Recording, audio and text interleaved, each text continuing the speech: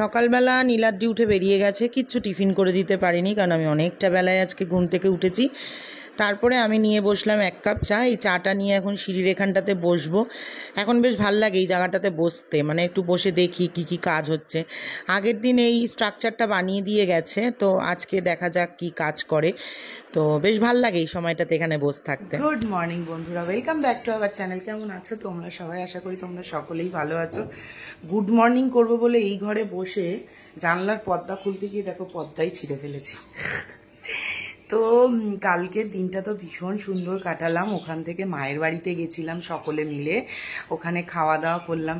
মায়ের বাড়িতে আজকাল সত্যি এত বছরে আমি এতবার মায়ের বাড়িতে যাইনি, এখন যা যাচ্ছি আমার বিশেষ করে আমার মামাতো দাদার জন্য। ওর মায়ের বাড়িটা খুব ভাল লাগে, আফটার অল ওর পিসির বাড়ি।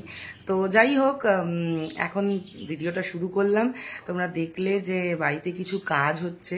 বেসিক্যালি কাজ বলতে আমরা তো দোতলাতে থাকি, আর দোতলাটাতে মানে আমাদের একটা বারান্দা রয়েছে যেটা খুব মজবুতভাবে তৈরি করা ছিল না। তো তার জন্য এখানে ছাদের এইটুখানি জায়গাতে, মানে তোমাদের না দেখালে তোমরা বুঝবে না, তো এই দুটো দিকে দুটো পিলার বসছে, ঢালাই পিলার। আর এই দিকটাতে, আমাদের বাড়ির এই দিকটাতে পুরোটা, এই দিকটা থেকে সামনেটা পর্যন্ত পুরোটা প্লাস্টার হবে। প্লাস্টার করা ছিল না, তো অল্প অল্প করে যতটা আমাদের আয়ত্তের মধ্যে বা যতটা আমাদের ক্ষমতার মধ্যে আমরা চেষ্টা করছি সেইটুখানি করার। তো আস্তে আস্তে দেখাবো তোমাদের সবটা। তো এখন থেকে ভিডিও শুরু করলাম। আজকে মাকে জানো তো আনতে বলে, জানি লোকে আমায় গালাগাল দেবে, আজকে মাকে জানো তো আনতে বলেছি হচ্ছে কি তোমার মুরগির ছাট। আমার এত ভালো লাগে খেতে, আমি বললাম মা নিয়ে আসো একটু মুরগির ছাট খাবো খাবার আসরে। তো মা নিয়ে আসবে। আজকে টক ডাল করবো একটু আম দিয়ে, ঝাল ঝাল করে বড়ি দিয়ে আলু সিদ্ধ, পাঁপড় ভাজা আর মুরগির ছাড় জমিয়ে ভাত খাবো। তো চলো ভিডিওটা শুরু করছি, এখন থেকে দেখতে থাকো, আশা করি তোমাদের ভালো লাগবে। এই যে দেখো আমাদের এইটা যে মানে ক্যান্টিলিভারটা ছিল না এখানে, এইটা পুরো ভেঙে যাচ্ছে। আমি এত বাড়িঘরের বুঝি না, শুধু বুঝি এই জায়গাটা ঠিক করতে হবে আর এই দিকটা থেকে একটু প্লাস্টার হবে, পুরো জরাজীর্ণ অবস্থা। তোমাদের বলেছিলাম দেখিয়ে দেবো, দেখিয়ে দিলাম। তো চলো এবার ঝপঝপ করে ঘরের কাজ শুরু করে দিই। আজকে অনেকটা বেলা হয়ে গেছে। কালকে মায়ের বাড়িতে এসে সমস্ত মানে বিছানা টিছানা করে ঘুমিয়ে পড়েছিলাম। আর এখন না এমনিতেও রাত্রিবেলা জানো তো একটু ঘুম হচ্ছে না, তার কারণ হচ্ছে গিয়ে আমাদের গাড়িটা তো এখন রাস্তায় থাকছে। এবার যেই কারণে না রাত্রিবেলা বারে বারে উঠে উঠে গাড়িটা যেহেতু দেখতে যাই নিশ্চিন্তে, সেই কারণে ঘুমাতে পারি না। আর কালকে যেহেতু মানে বেরিয়েছিলাম, ঘর দুয়ার সব আগোছালো হয়েছিল। এই কাজগুলো আমি তোমাদের এভরিডে দেখাই, একই ঘর একই কাজ, আমি নিজেই বোর হয়ে যাই। তো এই ঘরটা পরিষ্কার করে চলে গেলাম পাশের ঘরে। দেখো এটা তো তোমাদের দেখালাম কিভাবে ভেঙে রেখেছি। আর এগুলো এখন সমস্ত কিছু পরিষ্কার করতে হবে, সঙ্গে আবার আছে রান্না বান্না। আর মোহর উঠে গেছে আজকে, আর কি বলবো, আজকে আর আমি মানে বেলা যেহেতু হয়ে গেছে, আজকে আর মোহরকে অন্য রকম কিছু ব্রেকফাস্ট দিতে পারছি না, এই ব্রেড বাটারই দিয়ে দিলাম। আর এই যে মা নিয়ে এসছে আমার পছন্দের চাট, উহো এখন তো খাওয়া হয়ে গেছে। ভিডিওতে সাউন্ড দিতে গিয়ে আবার মনে হচ্ছে যদি একটু খেতে পারতাম। তোমরা কারা কারা এটা খাও আমাকে অবশ্যই কমেন্ট করে জানিও। আমার কেন জানি না মুরগির মাংসের থেকে এটা খেতে অনেক বেশি ভালো লাগে। তবে এটা এখনও পরিষ্কার করা হয়নি, এটাকে এখন কেটে কুটে পরিষ্কার করতে হবে।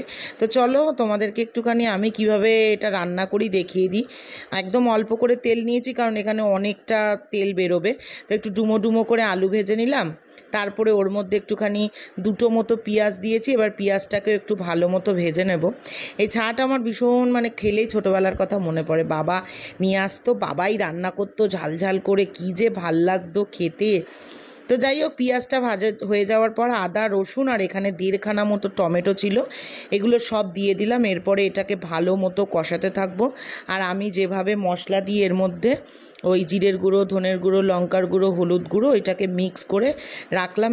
এই মিক্সিটার মধ্যেই রেখেছি, একটু মশলা রেখে মানে লাগানো ছিল। তো এরপর কি করব, এইটাকে পুরো এর মধ্যে দিয়ে দিয়েছি। এরপরে এটাকে ভালো মতো কষাতে থাকবো। যতক্ষণ না মানে মোটামুটি একটুখানি তেল ছাড়ে। একটুখানি কষানো হয়ে গেলে তারপরেই ছাড়টা দিয়ে দেবো। এটা রান্না করতে কিন্তু একটু সময় লাগে, কারণ একটুখানি হালকা সিম করে না করলে না এই জিনিসগুলো মজে না ঠিকঠাক, চেয়ে থাকে। আমি যখন রান্না করব দেখবে মানে রান্নাটা যখন কমপ্লিট হবে পুরো মজে গেছে। মা অনেকটা ছাট নিয়ে এসেছিল, এতটা যদিও আমরা মানে আমি একটুখানি রেখেও দিয়েছিলাম, আর তারপরে এতটা আমি খাইও নি, কারণ আমার দাদা মানে মামাতো দাদা ছাট খেতে খুব ভালোবাসে, কিন্তু এত দূরে বাড়ি দেওয়া সম্ভব না। আর আমাদের যেটুকানি লাগবে রেখে বাকিটা আমাদের কাজের দিদিকে দিয়ে দেব। ওরাও সবাই ছাট খেতে খুব ভালোবাসে ঠিক আমাদের মতো। তো রান্না তো প্রায় কমপ্লিট, এই জাস্ট একটা রান্না বসিয়ে এলাম। বাপরে আজকে কিন্তু বেশ ভালো গরম পড়েছে, ভালো রোদের তাপ, অনেক দিন বাদে আজকে গরম পড়েছে। আবার তো শুনছি শনিবার দিন থেকে বৃষ্টি শুরু হবে। এটা কি হয়ে যাচ্ছে আমি বুঝতে পারছি না। বারবার মা এলো, এসেই মা চলে গেছে কাচতে। এত কাচতে ভালোবাসে না আমার মা, মানে তোমাদের বললে বিশ্বাস করবে না। এসেই একটা কথা, আমি না কাচতে চাই, মানে এত কাচতে ভালোবাসে। বলছে একটুখানি মা আমাকে একটুখানি পেঁয়াজ রসুনটা কেটে দাও, বলে দাঁড়া আমি একটু কেচে আসি, মানে এরকম অবস্থা। রান্না হয়ে গেছে আজকে একটা দারুণ, এটা তো নর্মাল রেসিপি, আজকে একটা দারুণ রেসিপি শেয়ার করবো বাবু কালচারের। একবার খেয়েছিলাম মনে আছে পুঁই চিংড়ির বড়া, পুঁই শাকও রয়েছে, একটুখানি চিংড়ি মাছও রয়েছে, ভাবলাম একটুখানি পুঁই চিংড়ির বড়া করি। তো চলো আজকে পুঁই চিংড়ির বড়া করবো। আগের দিনের ভিডিওটা দেখে অনেকে বলেছো দিদি একঘেয়ে ভিডিও হয়ে যাচ্ছে, নিত্য নতুন কিছু আসছে না। আসলে কি বলো তো, একটু গরম চলছিল তো ওই কারণে একটুখানি অন্যরকম খাবার খাচ্ছিলাম। গরমটা কমলে তো আবার নানান রকম খাবার খাওয়াই যেতে পারে। আর আমার বহুদিন ধরে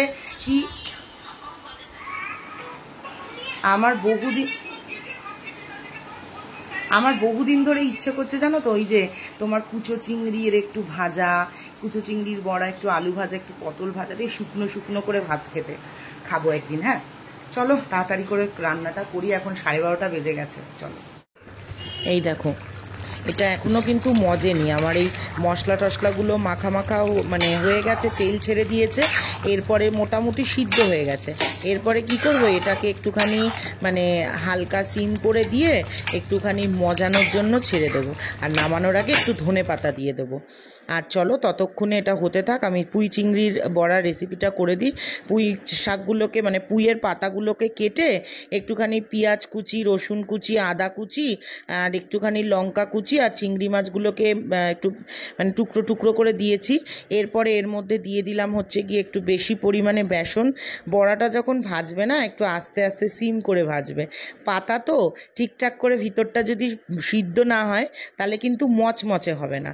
তো এখানে আবার একটুখানি দিয়ে দিলাম হচ্ছে গিয়ে লঙ্কার গুঁড়ো, তারপরে দেবো একটুখানি জিরের গুঁড়ো, ধনের গুঁড়ো, হলুদ গুঁড়ো, পরিমাণ মতো নুন আর মিষ্টি। ভালো মতো এটাকে চটকাতে হবে।